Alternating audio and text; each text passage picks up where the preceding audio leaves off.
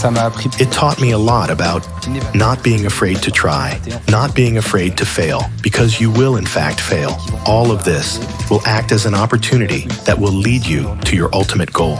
Even if today you don't really have an ultimate goal, but I'm going for it. In any case, I live to create what I want. Welcome to Cutting Edge, the podcast created and brought to you by L'Oreal Professional Products, an exclusive series about the world's top hairstylists. Through their unique stories, visions, and voices, these rule-breaking artists from around the world share their journeys to success, how they are shaping the future of hairstyling and professional beauty in their own way, and how they are elevating the profession to new heights. A podcast series produced by L'Oreal Professional Products. Today, we meet with Thomas Tuccinardi from Lyon, France, a color expert and digital native who settled in France after an enriching detour in the USA and who makes hairstyling an essential art form. Je m'appelle Thomas Tuccinardi. My name is Thomas Tuccinardi. I am 31 years old, and I am originally from the south of France, specifically L'Isle-sur-la-Sorgue. I am a hairstylist, and I am also an entrepreneur, a business leader, a trainer, a creator of jobs, a friend, and above all, a passionate hairstylist. It's been a little over 15 years now that I started hairstyling, since I started hairdressing at 15. I am a very sociable person, passionate and excited by everything I can do with my profession. And I think I'm a bit stubborn. That's what gives me my strength to accomplish projects. I really want to show that today you can have a blast in hairstyling.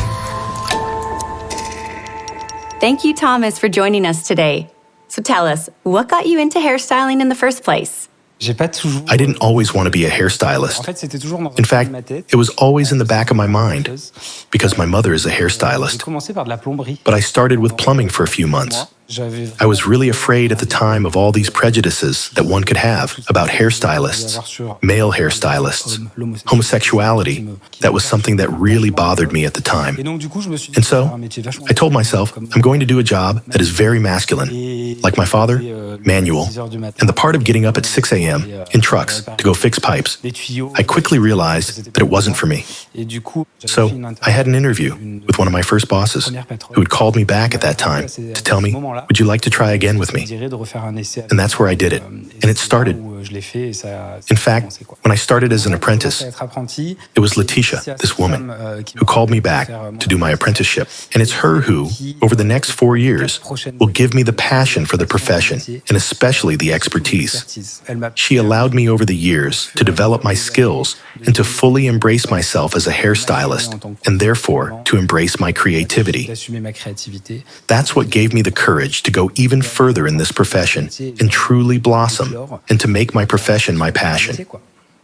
What were the aspects of hairstyling that made you passionate? I think I've always been passionate about numbers and therefore quickly about color. The most common numerology is with 714, 634. And so that's what attracted me. And on top of that, it's real chemistry. We have to calculate each time how much we're going to mix of grams of such color with such color, how much oxidant. And so that was something she quickly realized because she was a colorist. And in fact, she immediately told me, in color, we can do whatever we want. We can fix everything. We can create everything. You just need to have imagination, that you step a little outside the standards, and that you try to imagine what you can create. And so I think these two things, and her desire to let me create, I think it's that combination that made it so that I let myself go into this profession. How long did you work with her? And what would be your next step? With her, I stayed 4 years to get my CAP and my professional diploma. Then, the idea was to gain experience a little bit elsewhere. And so that's why I first went to Lyon. I stayed 4 or 5 years still in a franchise. And there I discovered a bit the limits of the franchise, for me anyway. I have a lot of clients who are starting to show me Pinterest and Instagram photos of wonderful things that we couldn't do in terms of color. And so, I remember that boss at that time told me, in fact, that's Photoshop, that's retouched. And those are not really things that we can do. But in fact, we just lacked at that time in France, technicality, and time, and therefore budget for billing. Because at that time, we were billing all 100 to 150 euros for a balayage. And when you work for such a transformation for 6 hours, you can't charge 150 euros. So that's where the idea of this 2-week trip originally, to discover the United States, turned into a month.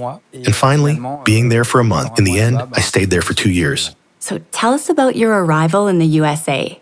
How does this happen? When I arrived in the United States, in fact, I found Suzanne, who was the best friend of a client of mine who was spending her vacation in Lyon for 2 weeks, and who, without knowing me, welcomed me for a month in her house. She sort of became my mini-family in the United States. She helped me a bit with everything at the beginning. That is to say, speak English, because I didn't speak English. Try to canvass hair salons. Try to teach me what American culture was like, how to behave there, because it was a bit different. And in fact, from the first week, I got closer to hairstylists there, to hair salons, to go look for work. And so there, I stumbled upon Atelier Manuel, which is a French salon in San Francisco, which suited me well. Because since I didn't speak English, I needed to have a French boss to help me build the whole file.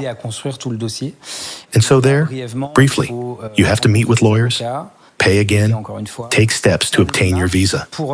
And these steps, you should know that they can take between 4 or 5 months, up to a year, to get a visa.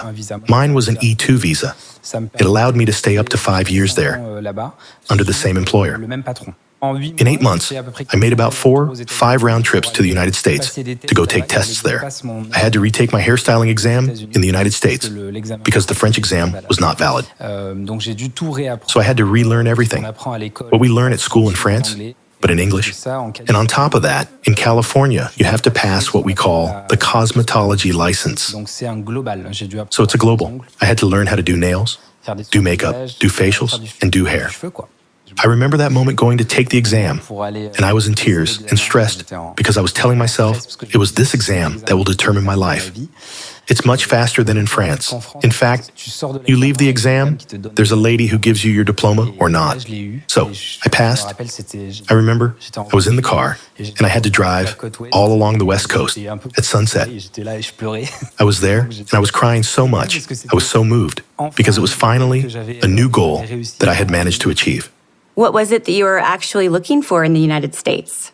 In fact, I was following about 5 hairstylists in the United States who were independent stylists and who were a bit like social media stars, who were recognized for their technical skills, their personality. So it was really a mix of influences, like we were starting to see in France, that is to say, just lifestyle influencers. And this mix of recognized hairstylists for who they are as independent stylists, whereas in France, it was the names of big franchises, and we had very few big independent names. So I told myself, I want to go find that. I want them to teach me their techniques. I want them to teach me the how and why they managed to spend 6 hours with a client.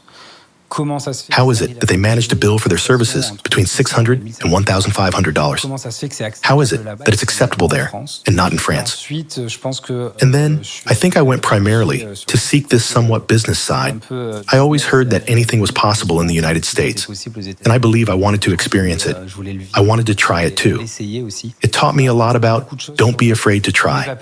Don't be afraid to fail, in fact, because you will fail. All of that will just be opportunities that will lead you to your ultimate goal. Even if today, I don't really have an ultimate goal, but I'm going for it. In any case, I live to create what I want. In terms of business and pricing, what has inspired you about the way American hairstylists work? Speaking of price and training, I found that in France, if you wanted premium, you were obliged to have a very luxurious salon, to be dressed in a suit or a button-up. There I discovered the luxurious side through artistry, but with a very chill lifestyle. They were all dressed in jeans and simply styled. And you could increase your prices based on your expertise and your experience. Already my first balayage is there. At the first level, it was about $400. Some of my colleagues, it was about $1,000 in the salon, because there are several levels, in fact, in the United States. And the people I went to see later to get trained, it went up to $2,000 for a balayage. So that questioned the fact that, is it in the United States because they earn a lot more money? Or is it because these people, these hairstylists, take fewer people, take fewer clients, but on the other hand, they prioritize customization for their clients? That completely changed my vision of what we could do in France. Stop having 4 clients at the same time. I take 1, but I charge the price of 4. So that's where I told myself, we can definitely develop this in France. Today, what would you say you brought back from those 2 years in the USA? It's just that I could create a new business model, which didn't exist in France, which already existed in many other countries, and which was viable because, in fact, we could tailor it to the client. So the client lived an experience where she was more and more happy. And plus, we hairstylists could earn a decent living. In addition, this new business model, it was viable, and it broke the myth that a hairstylist cannot make money. A hairstylist has earned minimum wage. And so that's what I wanted to bring back to France, in which today, after more than 4 years, still works and functions. And I see more and more hairstylists developing this business model. So I think we can increasingly all move towards a slightly more sustainable model for us. So what made you come back to France after this 2-year experience? After 2 years, in fact, COVID happened, so everything shut down worldwide. And the embassy called me and told me within 48 hours, you have to take the plane, or you stay in the United States. But on the other hand, I wouldn't be entitled to unemployment benefits. And so, I would have had debts, and that would have been very complicated. So I make the decision to return to France immediately, without saying goodbye to anyone. And there, the idea is to go back to my parents' house during COVID time, and to think and imagine what I want to create for my return to Lyon. The idea was to promote photos, to try to boost my Instagram account a little bit, to say, I'm back in Lyon, make an appointment in a month when everything reopens. And by doing that, I realized that there's an appeal for what I do. And so, 3 weeks later, I opened my schedule on a booking platform. And an hour after opening my Planety account, I was fully booked for 3 months and 1 hour. So I tell myself, there is a huge demand for what I do. And above all, I am super proud and super happy to see the result on the one hand of my work and the impact of social networks, which makes my business model sustainable in the long term. And finally, I realized that today, even with prices being higher, this business model works just as well and on a larger scale. Because today, I have more employees and hairstylists doing this. In what space did you work to gather this clientele? And when did you finally decide to start your own salon? In Lyon, the idea was to rent a chair in a hair salon that had the space to welcome me to start to build this new clientele. And there, I did that for a year, and I quickly realized the limits of being an auto-entrepreneur, or, in any case, a solopreneur. That is to say, working alone. In terms of lifestyle, it can be nice. But you have to know that, in fact, when you bring that back to the year with the revenue you generate, when you deduct your vacation days, your weeks off, all the products you must pay for, all those things, I told myself, well, there's a certain limit to being alone ultimately. So, a year later, I decided to set up my first hair salon in Lyon, on Rue de la République. And there, I immediately had a team of 4 or 5 people. And we said that I was going to teach them my technique. I was going to teach them how to do communications. That is to say, take photos as I like, to build something solid. And today, between communication and hairstylists, 3 or 4 years later, we are 16 employees. Today, being an entrepreneur, the aspect of hairstyling remains, I would say maybe 30 to 40% of my time today. That is to say, the aspect of developing one's business, which means finding people to work with to grow one's business. I play a large role within the communication team. Today, there are 6 people working in communication within the company. I cover the training part because I started training about 2 years ago. I also control control the development side with new activities, so new salons. Today, we have an e-shop, so thanks to our social networks, we sell our products through a website. And there's the influence part with everything that happens on social media and the brands I collaborate with. Can you tell us what makes Thomas Tuccinardi, the name and the brand, so special today? What makes Thomas Tuccinardi today, and therefore the Thomas Tuccinardi brand, is the ability to transform a person from A to Z, the ability to reveal their needs by taking the time. Today, we do 20 to 30-minute diagnostics. You should know that before, it was the time to do my cut and blow dry. And the idea is truly about full customization for my client, precisely so that she gets the results she wants, that she has always wished for. What's very funny is that my clients, even after 6 hours, I have not one who tells me, oh, that was too long. Whereas before, when I was doing balayages in 2 hours and 30 minutes, I had a lot of clients who told me 2 hours and 30 minutes is long. And so that's where I tried to find out what was different about me. And I think the word is experience. Tell us about this experience. First, there's this diagnostic side where for 20, 30 minutes, I'm sitting in front of you and I'm listening to you. Often, I get a lot of comments under my videos like, oh, he takes his time and listens to the client's real needs. I think that's the key. Diagnosis today is the key to properly style people and to have a clientele. And then there's the whole, where am I going to do my balayage part? That is the moment when I really try to connect as much as possible with my client and ask her lots of questions. You have to be close to people. Well, in any case, that's how I see hairstyling. It's the moment where you must be close to people. Sometimes there are those who don't want to talk, and that's completely okay. But there are many who want to talk, and I think that's where you can sincerely connect with your client. And then she has her break time. Given that they usually arrive at 9 a.m. and are there until 3 p.m. And so, we offer them to order food at the salon. This experience makes them feel a bit like home. And especially after there is the reveal, meaning that in 6 hours things happen. And above all, we achieve a result, which is generally quite wow. In any case, we try to make it as wow as possible with the styling, the photo. The photo, today, before they arrive, they ask us if we could take their photo at the end. It's become something they want to change their profile photo on LinkedIn or put a new photo on Instagram. So we managed to create this desire to I want to come out of here like a star maybe, or like someone unique. But in any case, I want to feel incredible at the end of this service. What are the main benefits you have seen in your relationship with clients? In fact, by having fewer different clients per day, I can focus my energy on 1 or 2 clients per day. And so, I realize that I give much more since I changed this model. In fact, all of this creates much stronger bonds that are much more powerful. It really builds up more loyalty with your clientele. And today, it's true that there's this proximity everywhere on social media, meaning that my clients, or the salon clients, text you at 10:30 p.m. during the commercial break of a TV show to tell you, hey, by the way, tomorrow, can we add this to my service? There's this proximity, which means that today, in fact, they text you at any time. It's a big advantage for building your clientele, but it has its limits because it can be very, very time-consuming and very exhausting.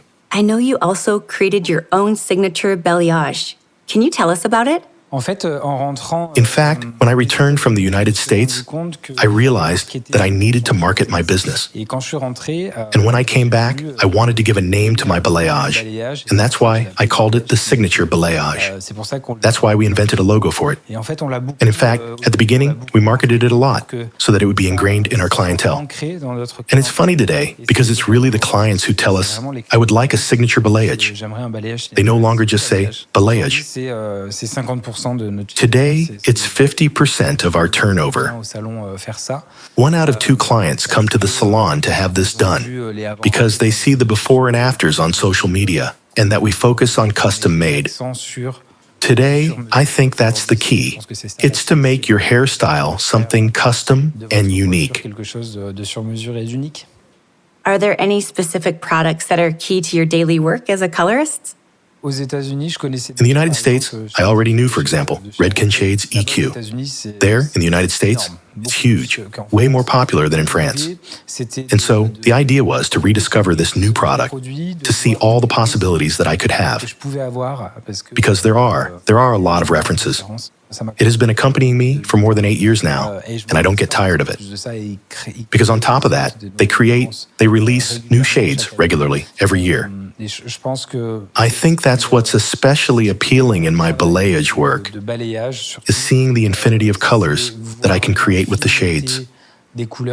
It means I don't think I have two photos with the same shade or the same color, because in any case, I never write down my colors, and so it allows me to mix 2 or 3 tubes down to the exact gram and have different shades each time. And I think that's what helps me in my profession. It's to tell myself that by adding 5 grams of this or 5 grams of that, it will give me different reflections. So what do you think women want most when they come to the salon today? I think today, the consumer, the final client, has a little bit changed her point of view. She wants to go to the hairstylist a little less often because, in fact, our techniques today allow us to have more blended things and that grow out better over time. So the idea today is she doesn't mind paying more when she goes to the hairstylist, but on the other hand, she will go redo her balayage twice a year. Whereas at the time, we were really on a highlights job, which was already a bit more extensive, a bit thicker. And so the client paid less, but she had to come back every 2 or 3 months. And so there's this real thing, at least with hairstylists today, to try to improve one's technique so that the regrowth and the hair are as healthy as possible. Because we know that the consumer, she is less and less willing to come to the salon, which is not a problem because it makes room for many new things and that we remain fully booked. It does not mean that we are less fully booked in the salon. And what are the types of beauty that are being reclaimed by women today? I think today there's a real desire from women to be more natural, to embrace themselves more naturally. We've seen a huge return of hair that is curly, frizzy, coily, and gray hair. That is to say, embracing one's white hair. So there's this side of embrace your hair. We're just going to enhance it if you want to. We're just going to give them a little boost, and it will be magnificent. We can also see that when clients come to the salon, they know directly what they want, what products or even what oxidants we should use, what brands. In fact, thanks to social media, the client is educated. And I find that it was extremely beneficial for us hairstylists because we were forced to overeducate ourselves, which led to hairstylists being put on a pedestal. Because today, what we hairstylists knew 20 years ago, 15 years ago, or 10 years ago, the client knows now. So, if we want to appear as experts, we have to push our research. We have to have more expertise than the client. I will advance my expertise, and I will try to cater my searches, especially for my client. You have also done a lot of rethinking about what a supportive and healthy workplace should look like. Can you describe that environment and how you manage your people and time? I think what also defines me is the idea of growing a business while avoiding what I didn't like when I was an employee at the time. We had to work at all costs. We had to work overtime. Those overtime hours had to be unpaid. We had to finish later. We had to clean every evening and arrive 20 minutes earlier each time. The idea, above all, was to tell myself that I'm going to take all these points, which were rather negative for me at the time, to improve them, and by telling myself that at Thomas Tuccinardi, we will have this type of work environment, which will be more pleasant. For example, I'm thinking of the 4-day week. Today, we know that hairstylists want balance in their personal and professional lives, no longer want to work every Saturday. The idea there was to create a 4-day schedule with rotations so that everyone on a 4-week schedule has Mondays, Saturdays, days off during the week, to do all the things they don't have time to do on the weekend, to have salaries that were more appropriate, working hours that were more appropriate, especially days off. The advantage of having a complete schedule for the year is that even if they ask me to take holidays at Christmas, they can have holidays at Christmas. Because for us, the workload, it's no heavier at Christmas than in January. Because ultimately, we have the same flow every time. So it's all these little things, which put together, I think, mean that we have a work environment that is rather nice. Do you think that valuing this work environment is something that is common to your generation? At first, I wanted to implement this for myself because I was focused on my business. And in fact, I realized that there's a generational side in all of this by meeting new bosses who today do the same thing. That is to say, the 4-day week. To try to reevaluate salaries, even if one should not delude oneself. Today, with all the taxes we have in France, we cannot increase salaries and have 5,000 euro salaries for each employed hairstylist. But the idea was to tell ourselves that we are a generation that wants the best, who wants to work differently, who wants to have work-life balance. And so, I think that this new generation is bringing forward this change. It takes a little time, but we're getting there, little by little. Tell us about the different ways you've used social media over time, and how have they allowed you to grow? For me, social networks have a huge impact. That is to say, what I've seen is that by styling just one client and posting several results of this client, because with this one client, I can make 3 different Instagram posts, for example. All that can reach maybe 1 million people, 300,000 people, 50,000 people, and so fill my schedule and thus make me known. Also, at the beginning, what I was able to do is to work with influencers who were already established.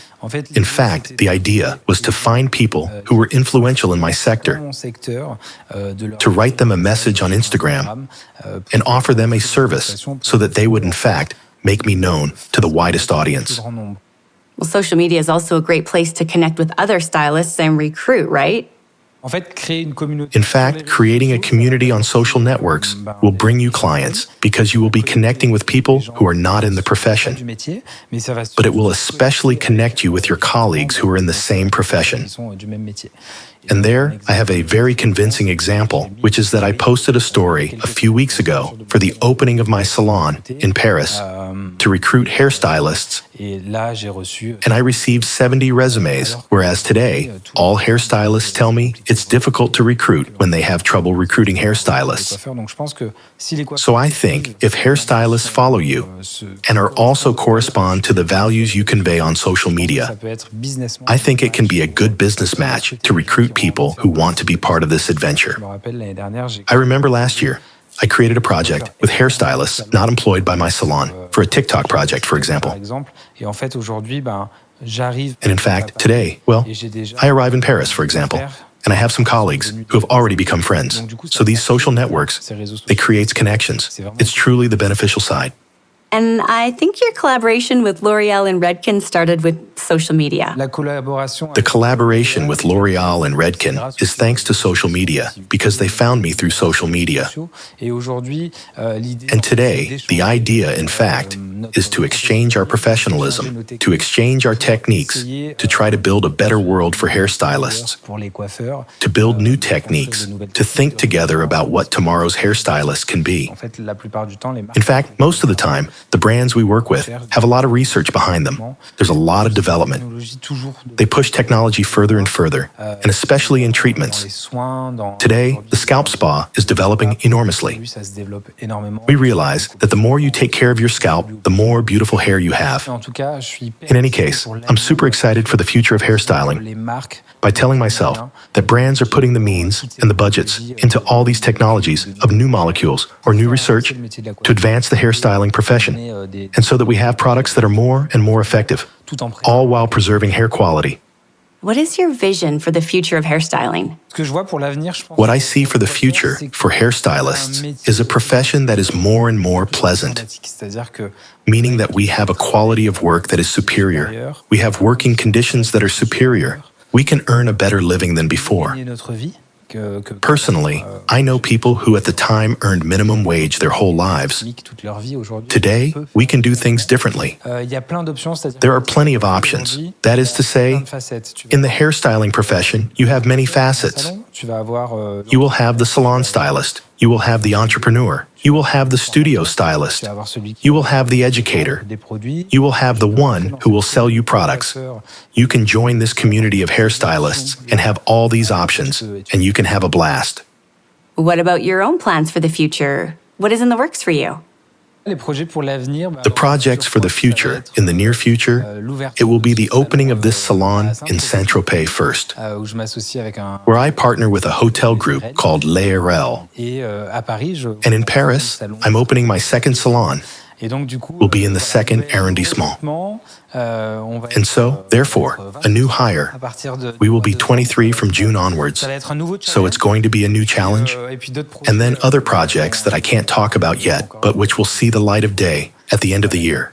What would you say to young hairstylists starting out in the business? What I would say to young people is not to listen to the cliches that we can have about this or that. You may go through a somewhat difficult period at your age, but you will see that if you forge your own path, you will thank yourself later. We don't all have the same goals, and there's no point in being envious of the goals of others, because we are not all made to do the same thing. So just try to find your goal and try to achieve it. I think that's what makes me happy.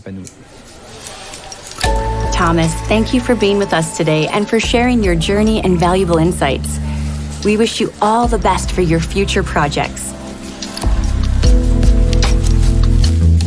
Thomas Tuccinardi is truly gifted with the amazing ability to use color in a playful, open, and limitless way. He takes pride in creating a unique experience for women and knows how to show it to the world.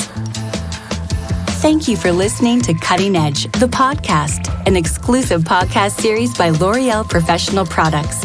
Discover the unique stories of international rule breakers hairstylists. Don't hesitate to subscribe and rate this podcast. And remember, all our episodes are available on every major streaming platform.